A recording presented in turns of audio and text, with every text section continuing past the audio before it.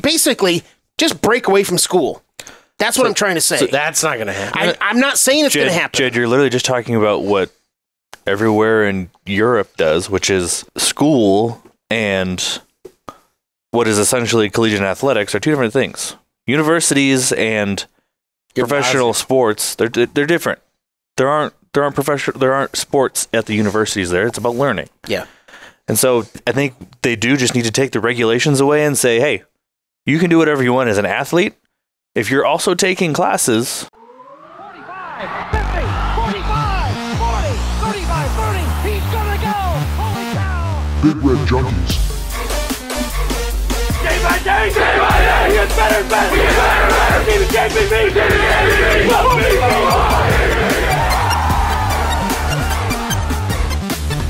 Oh, man, woman, and child, he just turned this stadium inside out!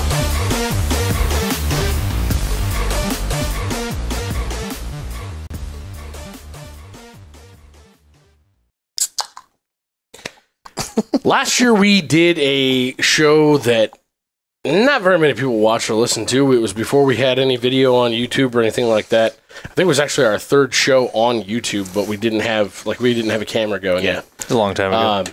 That's why nobody watched. Sound wasn't great. Nothing. Yeah. Well, they want to see our beautiful face. Probably just Sugar Walls wanting to see Matt. But I mean, I did. Wherever you are, today, Sugar Walls, you haven't been in the comments for so many months. We welcome you back. Matt's loving it. He's lonely. If you're a fan of our content, please like, subscribe. If you're a fan of Matt's arms, please like, subscribe.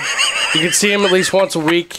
We like throwing up stuff. The more subscriptions, the easier it is for us to get this content out and be able to put more into it. So appreciate you guys and all you do for us. Yes. We are talking about the landscape of college football as a whole, about the Big Ten as a whole. We're revisiting a show that we did last year in the offseason that was based on an athletic article that came out that was a fan survey, right? A fan survey that was about... Yeah, they surveyed a bunch of people, yeah. There was about the landscape of college football in general, talking a lot about realignment. If you go back to that show, that is, we had found out at that moment we knew that Oregon and Washington were coming. We didn't yet know that USC and UCLA were coming. We didn't, since those things have happened, we've even seen, just in the last couple of weeks, we've seen that the Big Ten and the SEC are having sidebar conversations about leaving the NCAA, potentially splitting off into their own division, conference, alignment program, whatever you want to call it. We didn't know the playoff was going to expand in 2 years into the 14 Yeah, teams. now that's been ratified now. It's all done and ready to go. Pretty much done deal. It's all changing. It's all crazy. I think the landscape of college football in general is getting wild, and Trev wants to run the whole thing. But anyway, we're not here to talk about it. He's dead to me. Yeah. We don't need to talk about backup punters anymore. Yeah, backup punters. The long snapper? Way to go, Trev. Texas A&M gets their dick beat off by Nebraska in Omaha for the... Beat you up with both hands. Beat you up with both hands. I think by the time this comes out, it'll be long after that round of games, so whatever. I don't know. We'll see. We'll see how good the show is. Yeah. But... You got the questions. Yep. Let's get into it. We're just going to treat it like we're, retro 12 months ago. Well, it would have been June or July of last year when this came out. That's right. It was after spring. That's right. And I just looked at it again, and there was almost 5,500 people responded to the request from Athletic to. It was a solid survey. Absolutely, it was. So the very first question, was very. Kind of overarching of everything is, what is your attitude towards the future of college football? I'm more confused than I was a year ago. I completely agree with that. I honestly, I feel like you have to look at it from a couple different perspectives. My attitude directly as a fan of Nebraska football is more positive than it was a year ago. A year ago, I didn't know what Matt Rule was going to do. I didn't really know anything more than the bone-chilling videos that we had seen of them practicing in the offseason and his amazing introductory press conference. That's all I had to run on last year. Now, seeing a 5-7 season where we underperformed by my metrics, but also I still felt like we made tremendous progress. I feel great about Nebraska football moving forward. But when I look at college football as a whole, I think about the playoff. I'm so excited that we're going to a 12-team playoff this year. It's something that I've wanted for a long time. I think that it shuts... Not just you. Everybody's wanted it for a long time. It should shut... Or at least bigger than 4, whether the number is 12 or 8 or 10. 64. I've pipe or no pipe. Truthfully, I've wanted 12 for a long time because I feel like the top 10 teams in the top 25 usually are teams that by the end of the season, they're all really, really good. And you can make an argument for at least, 7 to 8 of them that any of them could win the Natty. Last year, very easily, Georgia would have been, number 5 on the outside looking in. They could have won the Natty easy last year. It's moments like that I'm so excited about the expansion of the playoffs. So from the playoff perspective, I'm stoked. Going to 14 teams, I don't know what that really adds other than being able 2 buys. It's just 2 buys. Well, what it adds is 2 extra automatic qualifiers for the SEC and Big Ten. Yeah. It adds because that's the I don't mind either. That's the model that they're doing is 3-3-2-2 and blah blah whatever. Yeah. So the way hold on real quick. Okay, I'm sorry. Finish my answer. The other this is side, going to be part of the answer, but go ahead. I'm sorry. No, go ahead. So they wanted to do a 1 through 10. Where would you put it? Obviously 10 being the most excited or optimistic, or I guess I don't really know. For Husker football, I'm a 10. Very excited for 10. Husker football, I'm a 10. For college football playoffs, I'm a 8.5. For NIL and transfer portal, I'm like a 3. Okay, so the average is what, like a 7? Because I think, I guess in general. Because the question is, what is your attitude towards the future of college football? Yeah, 6.5 to 7, but I feel like it's so spread out. It is. Because with what NIL has become with the new ruling now, with the Tennessee stuff that went on, and now schools can take NIL in-house, and schools can actually dictate what's being paid to a player. That's enormous. That's only somewhat temporary. We'll see how long. We'll see what happens, but basically the NCAA... That's still in flux is what I'm trying to say. Basically the NCAA doesn't have any handcuffs anymore. They've been defunded as the police, if you will. We're not getting political, remember. We're not getting Get your NCAA chop out of here. But fuck the NCAA is basically my point. I agree with that. Fuck the police. I'm just kidding. I love cops. I'm just kidding. We're not political here. That's not what I'm going for. Good Just song, trying to be though. funny. It was a joke. Relax. Coming straight out the underground. When it comes to things like Nick Saban going in front of a congressional hearing and talking about how NIL is ruining collegiate athletics, there's part of me says he's 100% right. You should listen to him. He should be the new godfather of college football. Czar. Everyone should be listening to him because he's the smartest college football coach of all time. The other half of me goes, fuck you, man. This is business. Fuck off. Also, college. It doesn't work for me anymore, and I was winning before. Yeah, exactly. Is exactly how I heard that. It's the whole one statement. rule change that I wasn't able to manipulate or and take advantage of. Manipulate and take advantage of and succeed off of. Yes. Yeah. So for me, college athletics is a business. College It's a big is business. a business. Big business. College is not about learning. The Come on. university system in the United States is completely fucked. That's why there's almost as many people with college debt, student loan debt, as there are mortgages in this country. That's it. I'm not getting any more political than that, but Yeah, I'm just going to drop all this politics on you. And college is a business. College is a business. We're already more political now than we were in the Trev Albert show. So. We're going to have some different tags on this show. Weasel dick. I'm just kidding. It's still so funny. But no, I look at it and I say, like, the college fan of me says, God, I miss the old days a little bit. But the guy who understands business a little bit and like the logic side of me says, we're heading in a great direction. I agree. Because the system had to get broken in order to get fixed. You had to tear it down in order to put it back together. Outside of easy predictability, that's all you got from the old days. That's the thing. Alabama every other year. Let's go. Yeah. What about you, Matt? Tens across the board. I'm excited about everything. Okay. Husker football, I think we're on the rise. Finally, I feel really good about where Husker football is. But college football in general, we're getting more playoffs, which is fantastic for everybody. We're getting more teams who have a better chance of actually being good. a lot more parity. Parity. Within That's something within we college referenced football. last year that we thought would happen. We're already seeing it. Yeah. The transfer portal especially. The NIL, the transfer portal, all of it. It's just making it easier for competition to be better. Let me ask you this. I want to ask Matt this, and I want you to answer too. What did you make of Nick Saban openly talking about how one of the main reasons he retired was, there was a lot that went into it, but he said the attitude of the team and the players that he saw after the Michigan loss in the college football playoff. He said none of them, he said, you got to win with class, you got to lose with class. And all they were worried about after that loss was, am I guaranteed a spot next year, and how much are you going to pay me? I think his point is valid. I think if you are getting into sports to learn about life, it's very different than if you're getting into sports to secure your life from a financial standpoint. And anymore, once you get into college, it's much easier to be about financials than it is about learning things.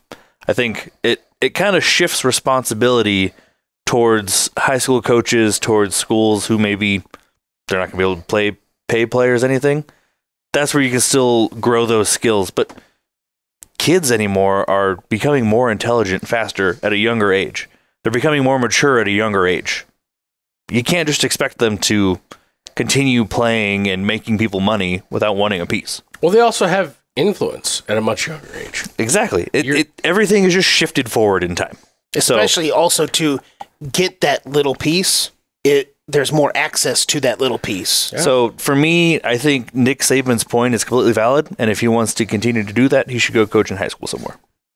Yeah, no, what he said... And that's not a slight on Nick Saban, no, obviously. I'm just saying that's where that value comes. What he said was completely valid to his experience and what... To his style of coaching. I was just going there. What he wanted to do, because he talked about it. He's like, I got into this to develop young men, to develop people, and to develop them for whether it's the pros or just regular life in general. People are just developing faster now. Yes. And they're also showing up developed. Yeah. That's the other thing. Yeah. And the development that he signed up for, quote unquote, is different now than what it was. And it's just not what he wants to do. And so that's why he left. And that's fine. I'm not saying that there isn't still value in that at the college level, because obviously when you're 18, you're not a full adult. No. You're not done developing. By the way, when you're in your brain, you're not 20. You're not at 25 either. When you're 46, you're not a fully developed adult either.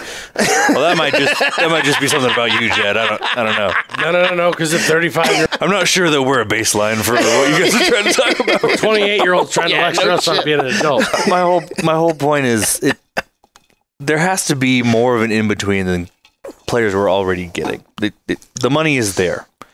The players should be getting the money.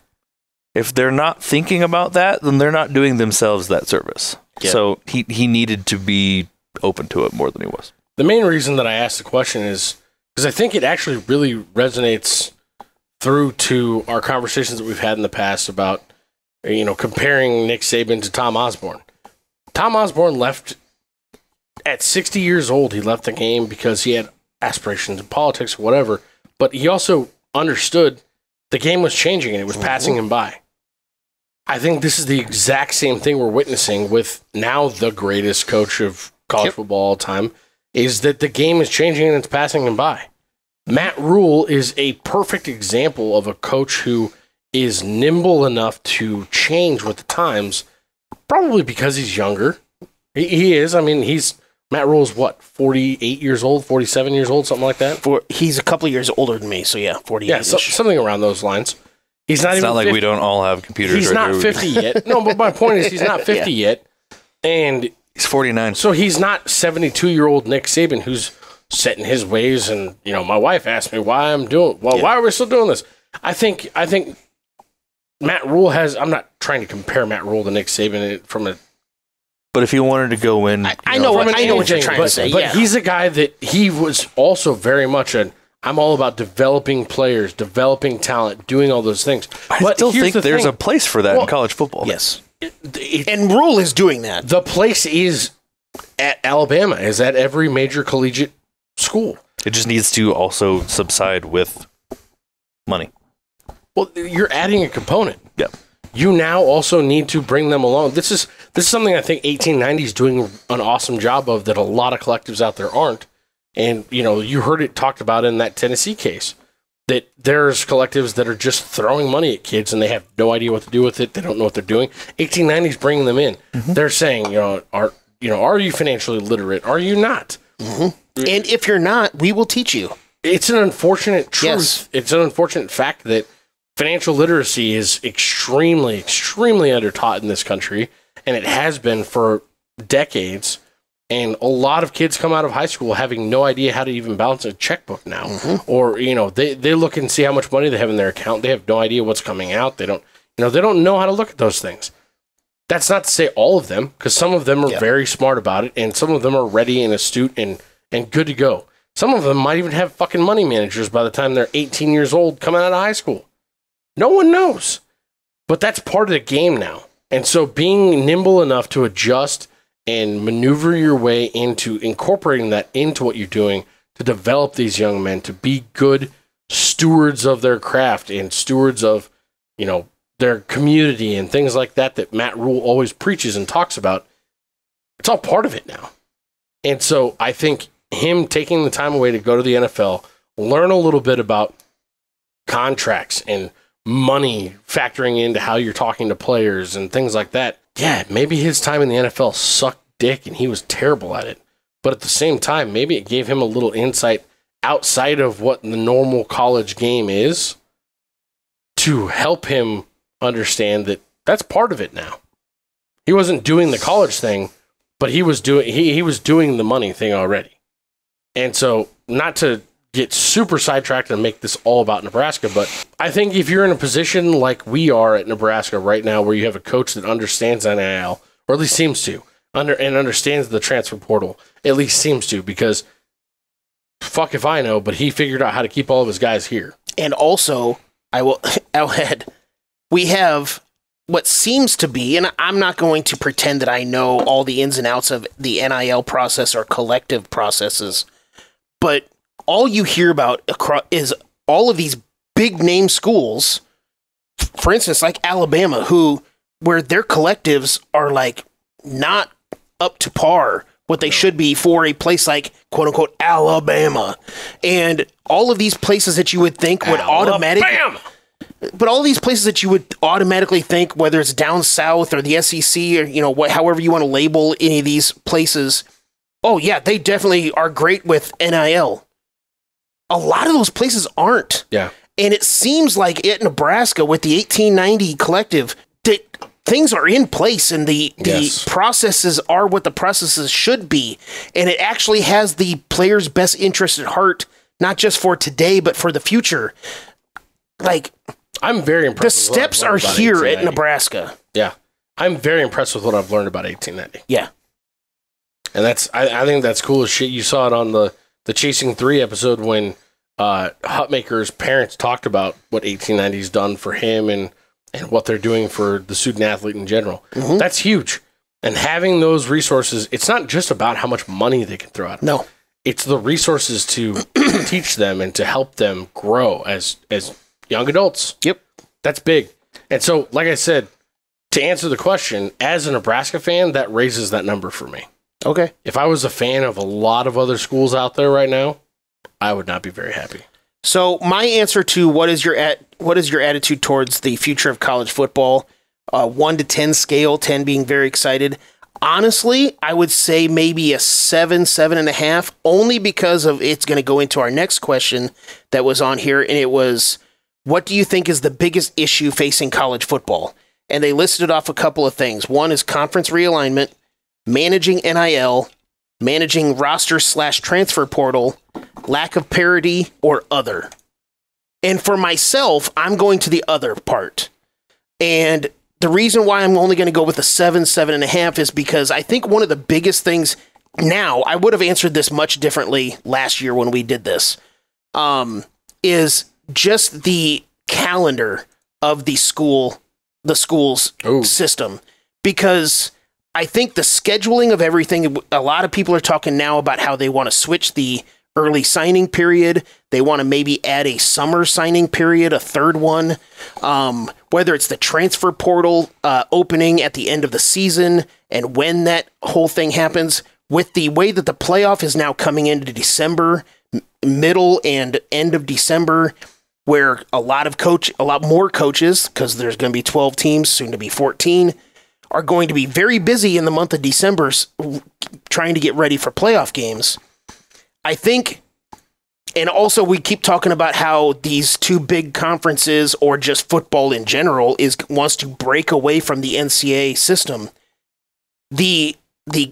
I know that they're student athletes, but being so hamstrung with the university system schedules is really hindering how a lot of this stuff happens. You know, you got to do finals, and the first transfer portal opens in December, and you want to get all of these kids committed to be able to be enrolled for the second semester in January. Well, because of the calendar as far as school goes, it's fucking up a lot of what football really wants to do. And I think that a lot of these schedules that they want to change would benefit the game in and of itself, but they literally can't because of these school calendars. Let me ask you this. Why do we have all this shit? Because why are we trying to regulate and legislate everything? Take it away. Take the calendar away. If you're going to have an open transfer portal, have an open transfer portal. Be honest about it. It doesn't need to be relegated to specific weeks of the year. But because you have to enroll in certain times, and you have to enroll before the those are already set, though. Enrollment dates are already set for schools. That doesn't. But that's part of the calendar that I'm talking about. No, but I'm saying if we can take it away from, basically, just break away from school. That's what I'm trying to say. So that's not going to happen. I'm not saying it's going to happen. Jed, you're literally just talking about what everywhere in Europe does, which is school and what is essentially collegiate athletics are two different things. Universities and professional sports, they're different. There aren't sports at the universities there. It's about learning. Yeah. And so I think they do just need to take the regulations away and say, hey, you can do whatever you want as an athlete. If you're also taking classes, which I think you have to, you have commitments to those classes. They shouldn't be intertwined. Run on the school's calendar. You don't have to have national signing days. You don't have to have transfer portal windows. You can commit to wherever you want, whenever you want.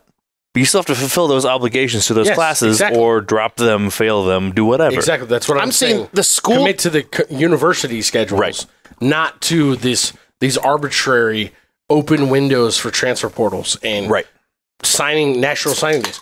All these kids, the ones that really want to make it matter, don't all want to sign on some national signing day anyway. They don't even care. That Most I completely of them are signing agree on with. the early signing day anyway. I think that they should. I mean, far be it for me to give credit to Bo Pelini, but Bo Pelini said this a long time ago, that they should get rid of signing day.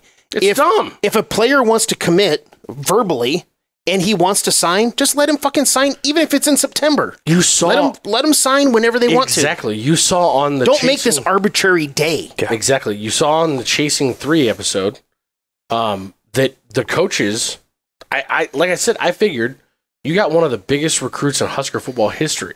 I figured for sure he's signing at his high school at 7 a.m. in the morning. There's got to be Matt Rule's got to be there. You know, there's got to his cousin or his uncle's got to be there, right? Matt Rule wasn't even fucking watching. It was streaming online. Matt Rule wasn't watching. Donovan was walking around with him on his phone. That's it. And he was like, "Oh yeah, hey, by the way, he just signed. It's cool." Because already a done deal. It's not a thing.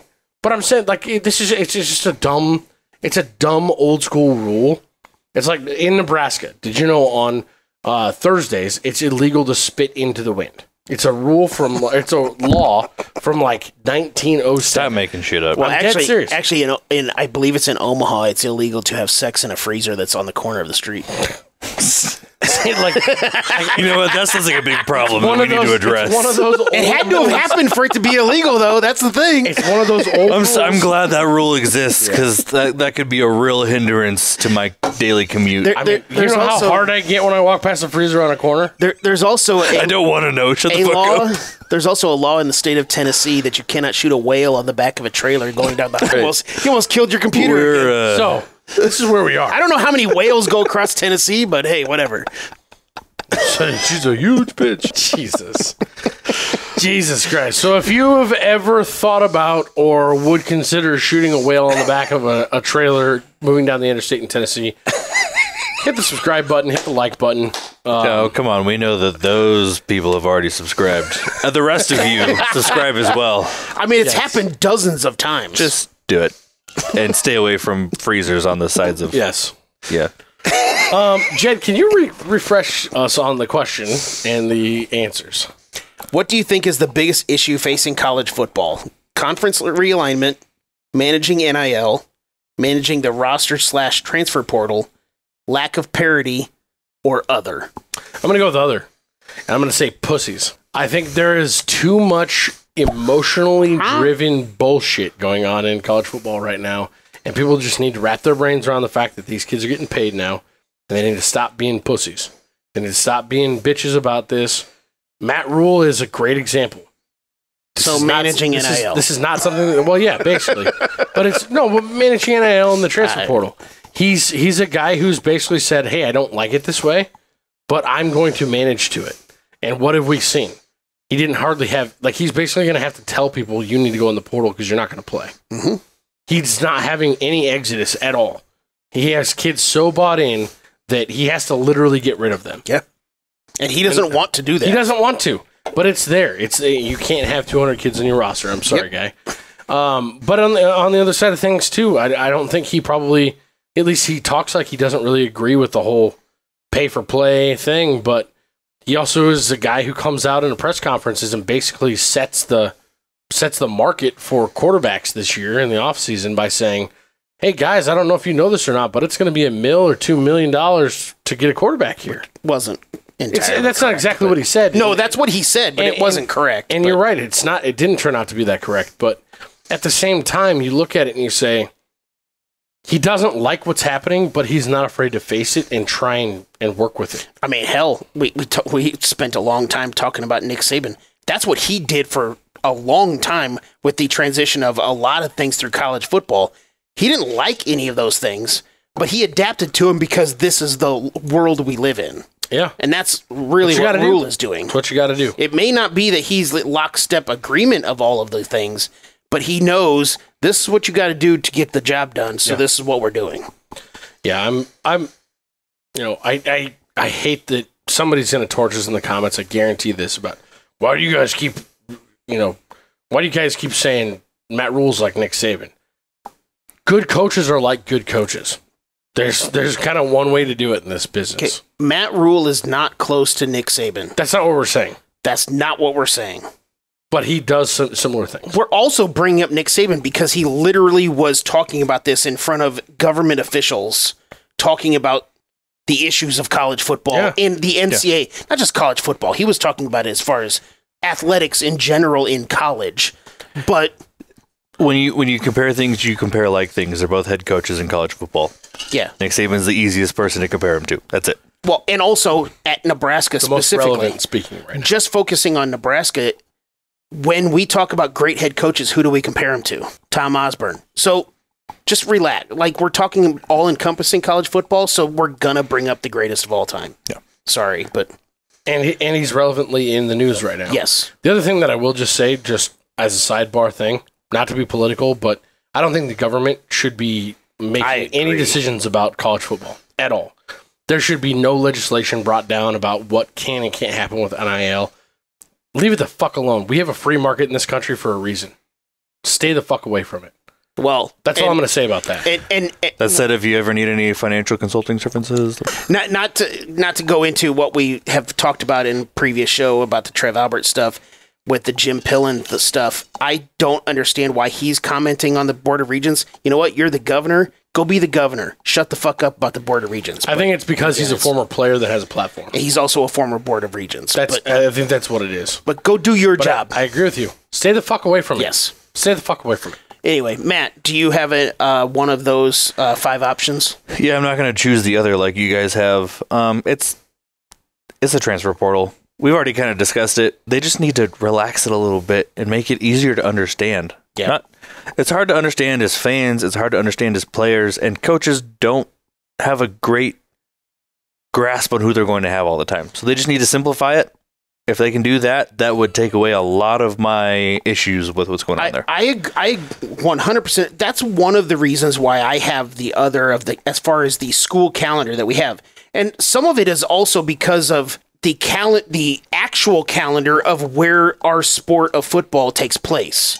You know, basketball, for instance, doesn't have that issue because of the way it wraps around the academic calendar. Yeah. So I understand that when I bring up the academic calendar, that plays a factor in how we set up the football calendar, whether it's transfer portal or all of those other things. I think there's a really easy way to solve this problem. There's in-season and there's off-season. You can transfer in the off-season. Yeah. Done. That's, like I said, make it about schools. Yeah. If you want to if you want to make the transfer portal a thing and you want to make it fair for everybody, first of all, there shouldn't be a transfer portal time frame in December, because every playoff team, every team prepping for a higher end bowl, those coaches shouldn't have to be worried about transfer portal and what's going on with that while you're in the process of trying to get your team ready to go compete. Which is why that's something that's actually an advantage for a team that is not making a bowl game. Which is why they want to move up that first early signing period from the middle of December to the basically right after the conference title games. But this is what I mean. Bowl season is still in season. Fuck off on that. I know. It's after week the championship game, open the door. Yeah, it's I'm talking about the signing period. I'm not talking about I know. It's all of it. After the championship game's done, open the door. Yeah. Let everybody do whatever the fuck they want if you're going to let them do whatever the fuck they want. Don't try and fit it into this window or that window when really there's no rules to begin with. Yeah, give yourself a certain amount of grace period leading up to week 0, and then there's a absolute 0 cutoff period through the end of whoever wins the natty. Yeah. Problem solved. We are already progressing to a professional model. So make it a professional model. There's an on-season, there's an off-season. Yeah. Figure it out. But again, free agency only lasts for so long. This is why I bring up the school calendar. It's too much of a hindrance. Too many people bring it up as, well, we can't do this because of the school calendar. It just creates too many issues. But I don't understand what that even means, though. Like, because if you make it so that you can only sign contracts. First of all, a high school kid playing football should be able to sign whatever the fuck he wants to sign. If he wants to sign as a junior, if he wants to sign, whenever, like that signing is signing. If you can graduate early from your high school and enroll early in college, do it. That's cool. You can do it.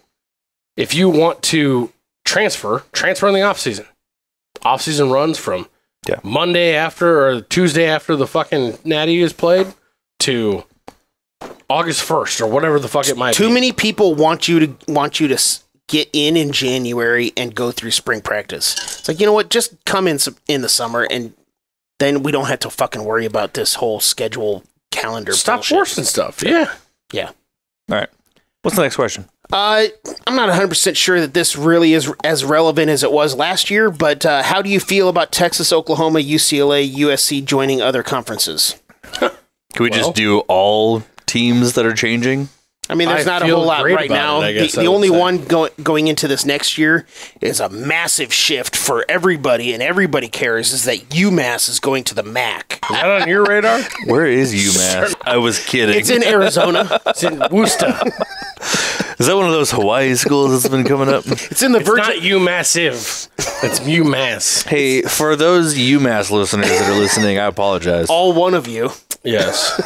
I'd be shocked if there's one. How do you feel about Boston College getting your boy from Penn State? Well, they are the Minutemen, not Minuteman. Well, we've spent more than a minute on this. Yeah. Okay, so let's move forward.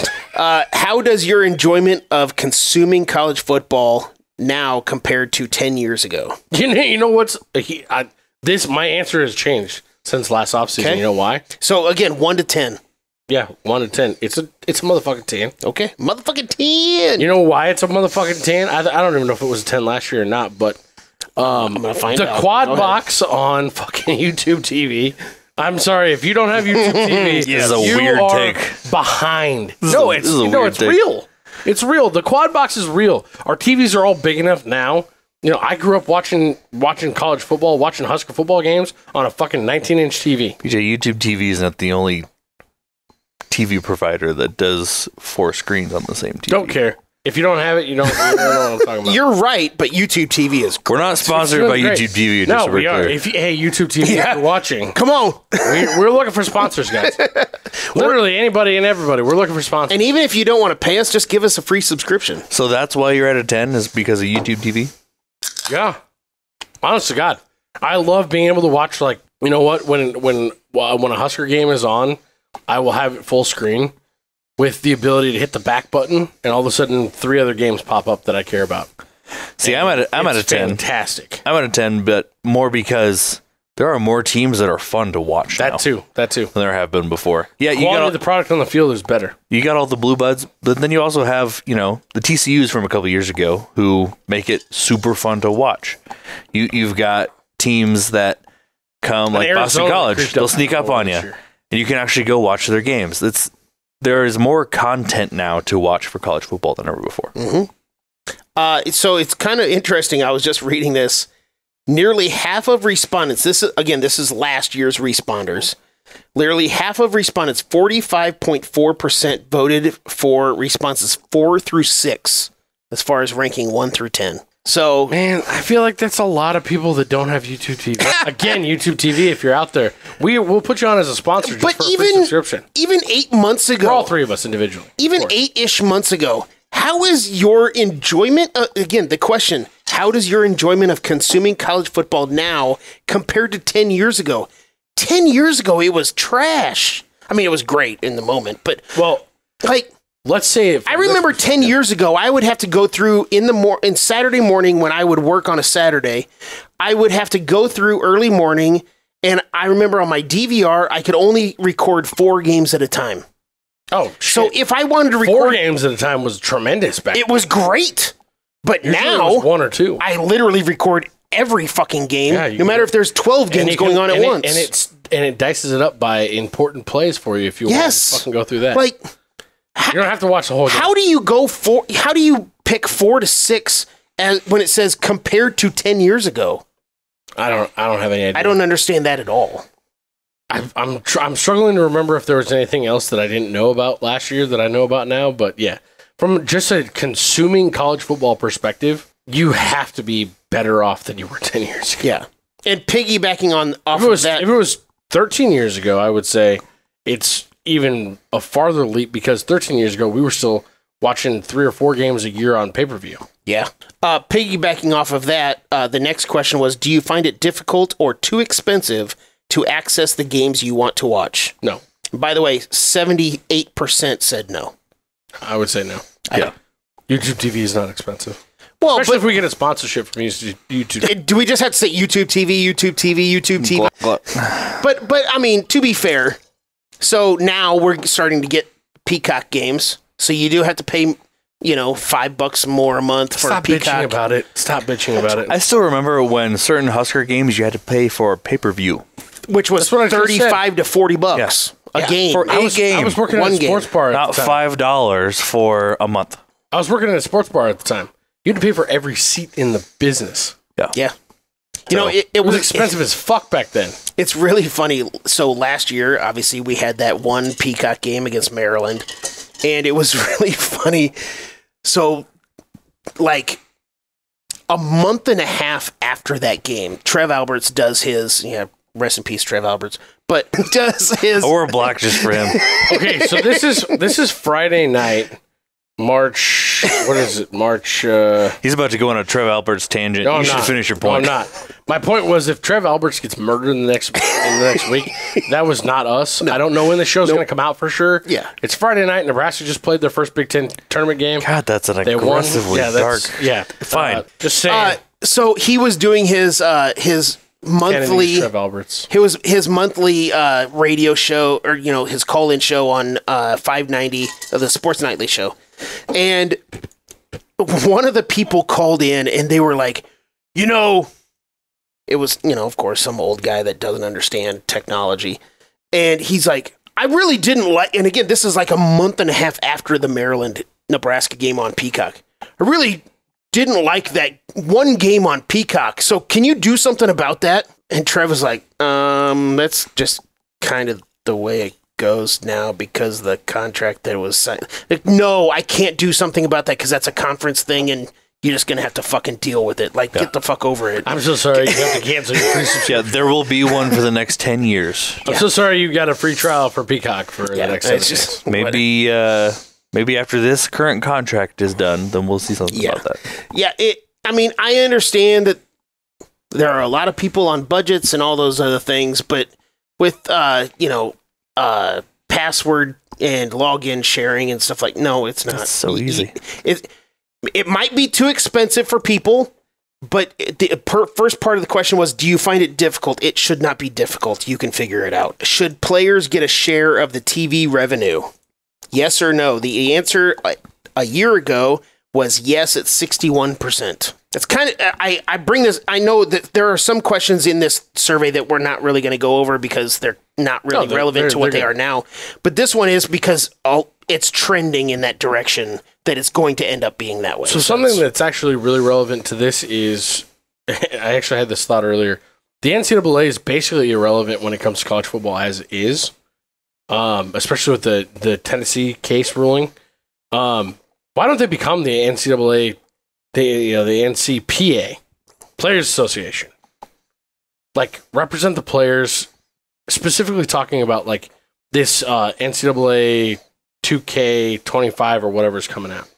The new PlayStation game that's coming out with all the collegiate athletes. The new EA game. Arch Manning decided that he would abstain.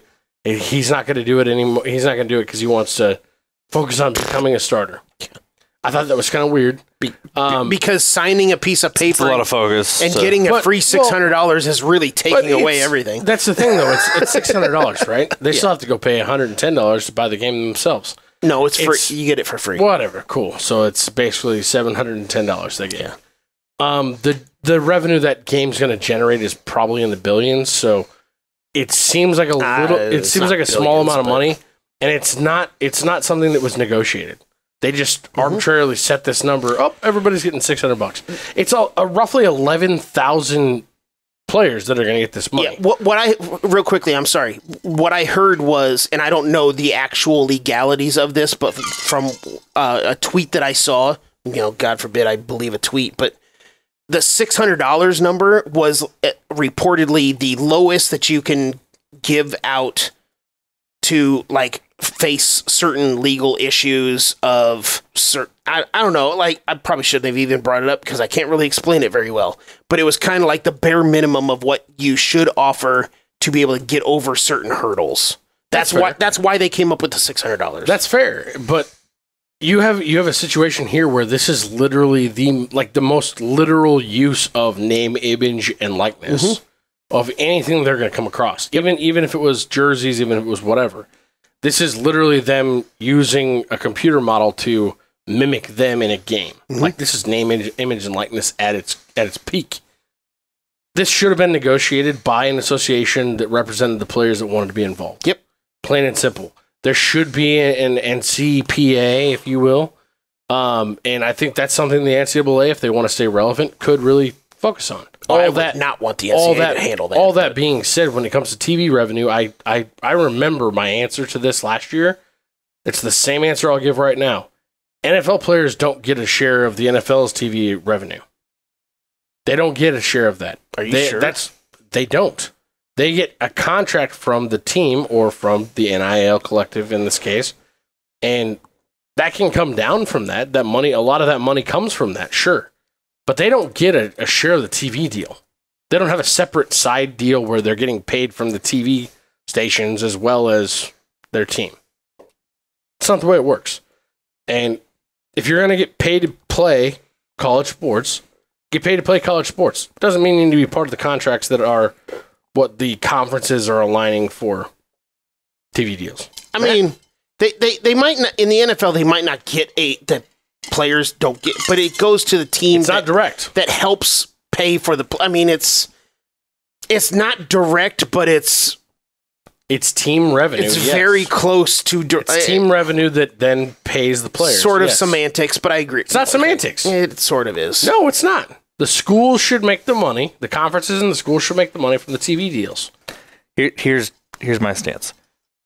The players get to decide for themselves because it is name, image, and likeness. So if they want to make the $600, You don't want to be on TV, you can't be on the field. If they want to make the $600 and some swag, great. If not, that's their own choice. Yeah, whatever. I really- He's asking about the TV deals. No, So basically, by abstaining from playing, you're not going to be part of the TV if you want to make money on the TV deal. But you don't have any leverage to play college football and demand to be part of the TV deal. Yes and no. It's kind of a union thing. If enough of them decide to do something about it, then it'll become a problem. But until they do, it won't. Here's my thing as far as a union situation, though, with college athletics. I get that. They have no reason. To me, they have no reason to form a union. I didn't mean to compare it specifically to a union. I'm just saying. I was just bringing it up. I don't think specifically a union. Players Association makes sense. For things like the game. That's the exact same thing. That's basically the same thing. But for things like the game. You don't need anything. Well, I was more talking overarching stuff, but that's where you would use a players association. Is to negotiate a contract like that that's going to be equal across the board, regardless if you're a guy that's going to ride the pine all 4 years you're in college. At the end of the day, it's up to the players. The place that the institutions will find is a benefit is that these players are only here for 4 years. So there's not a whole lot of experience that comes into being a collegiate athlete. So to piggyback off of kind of that, the next question would you like to see players become employees of their universities? They practically are. It's going on with Dartmouth right now. Which, I mean, that basketball lawsuit that's going on, they're trying to say that they can be employees of the university. And I wouldn't shrug that off because the decision on that court case will be impactful. I will shrug off the Dartmouth situation because they don't do scholarships, so it's a different conversation. The one that I would focus more on is the USC one because that is actually a university that gives out scholarships that is still going on. Yeah. I'm not saying that the Dartmouth one is zero, but because of the whole scholarship situation that doesn't happen at Dartmouth, it's a different conversation. And I will say, as a fan who doesn't really care how the money works, I'm fine with it. That's kind of where I've gotten with the whole money situation, whether it's an employee situation. I think we all understand that the money is changing hands regardless. Yeah. Whether it's technical employee, TV revenue, Put it down NIL on paper. stuff. You know what? It's not my fucking money, so I don't care. And they're going to get the same amount of money-ish anyway. Yeah. So.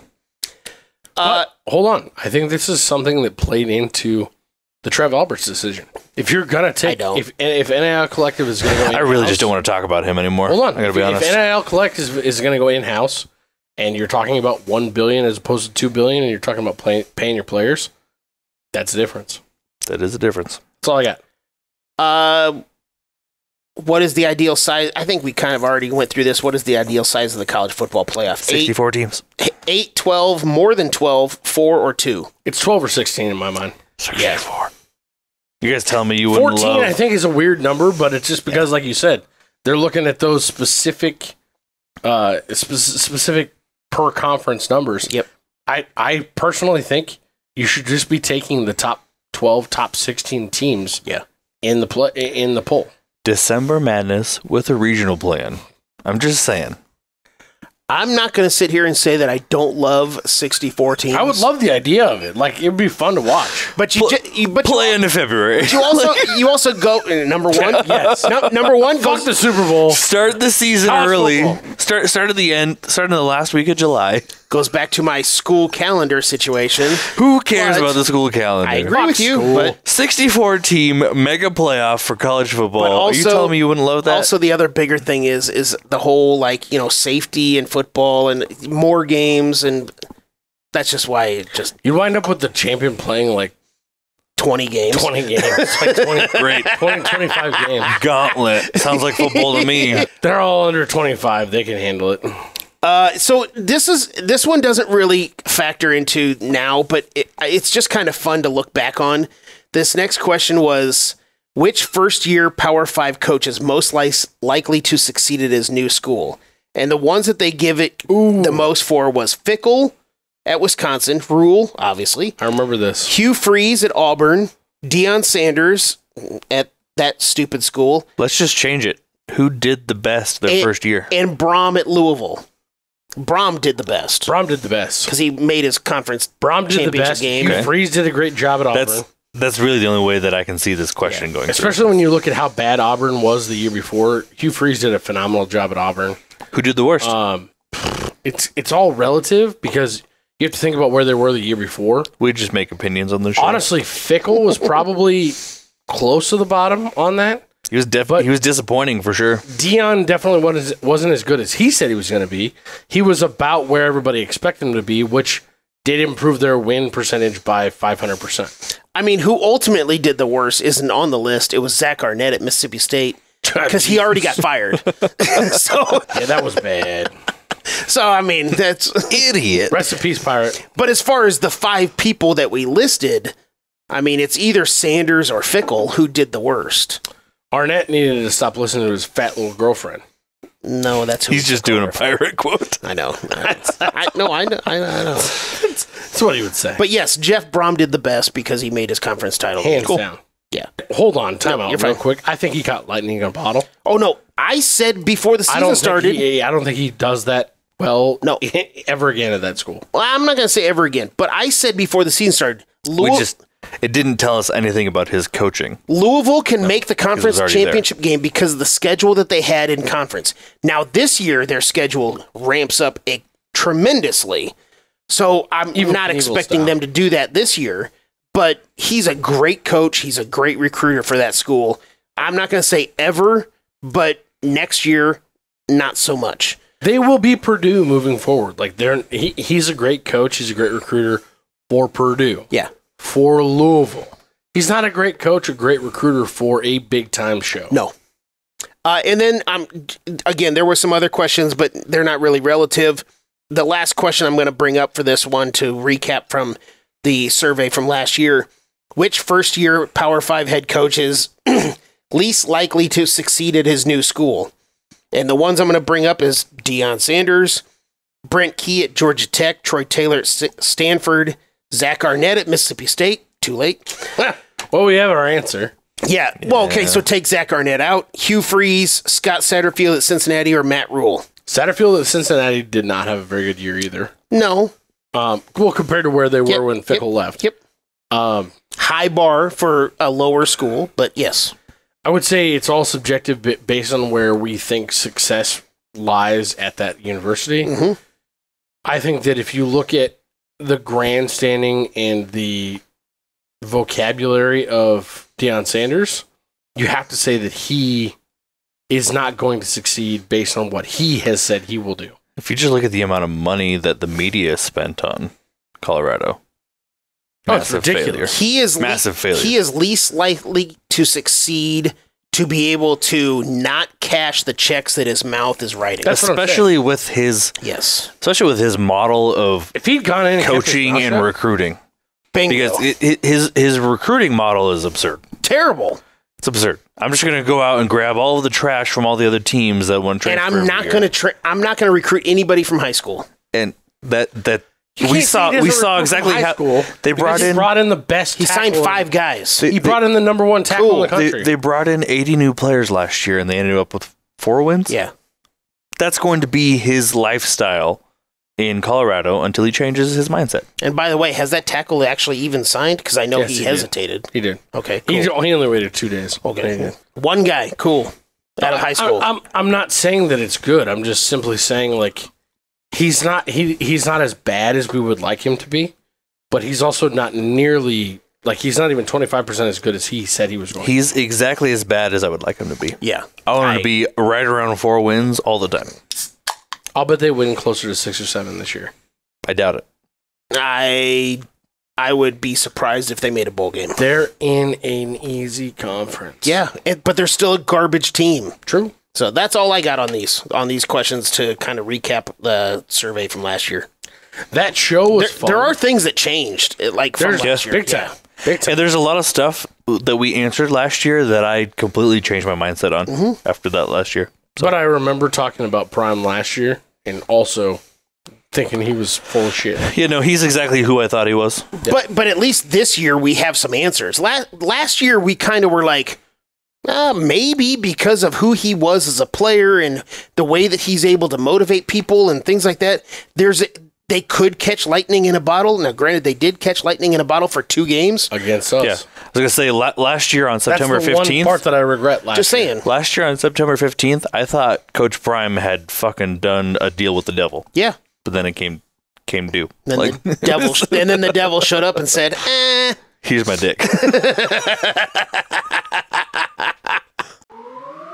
And this may be the most unbelievable night in Cornhusker football history.